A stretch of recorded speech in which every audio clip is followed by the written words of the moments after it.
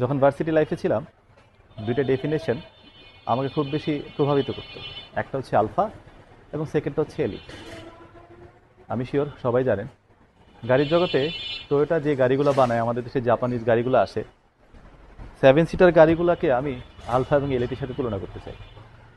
এদের ক্যালকুলেশন থেকে কেউ বাদ পড়ে না।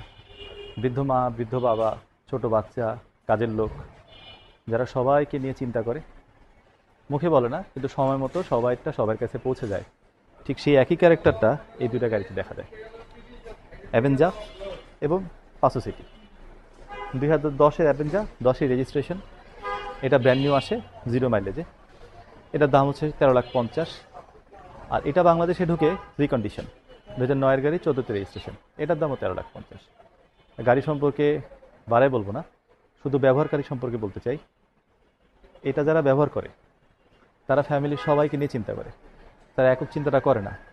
তারা হয়তো অনেক সময় ভালোবাসার দিকটা প্রকাশ করতে পারে না, কিন্তু যার যখন যেটা লাগবে ঠিকই সময় মতো পৌঁছায় দেয়।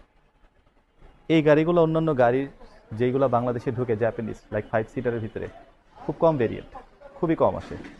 একটা মাইক্রোবাস, একটা জিপ গাড়ি অথবা একটা সিডান যদি প্রতিনিয়ত 4, 5, 6টা ভেরিয়েন্ট আসে, 7 সিটারের ভেরিয়েন্ট আসে 4, 5, 6 বছরে একটা কি দুইটা, হাতে গুললে 3টা কি 4টার বেশি পাওয়া যাবে না। এইগুলো মডেলগুলোই আনতে হয়। আমার এই দুইটা গাড়ি দুইটাই খুব ফ্রেশ। আমরা এমন একটা পার্সন খুঁজতেছি যারা এখনও ফ্যামিলি নিয়ে চিন্তা করে, যারা এখন একান্নবর্তী ফ্যামিলিতে থাকে, যারা এখনও তাদের মায়ের কথায় উঠে মাকে সম্মান করে, ঠিক এরকম একটা ফ্যামিলি আমরা খুঁজতেছি, যাদের কাছে আমরা এটা পৌঁছায় দিব। যদি কারো এই গাড়ি দুইটা প্রয়োজন পড়ে, প্লিজ স্ক্রিনে দেওয়া নাম্বারে যোগাযোগ করবেন। গাড়ি দুটো খুবই ফ্রেশ আছে।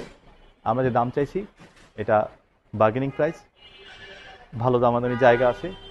আপনি মেকানিক নিয়ে আসেন, আসার আগে অবশ্যই কল দিয়ে। আশা করি ইনশাল্লাহ এই দুটা গাড়ি যাদের প্রয়োজন, এই ভিডিওটা ইনশাল্লাহ তাদের কাছে পৌঁছে যাবে। অল্প সময়ের ভিতরেই শেষ করতে যাচ্ছি। সালামু আলাইকুম।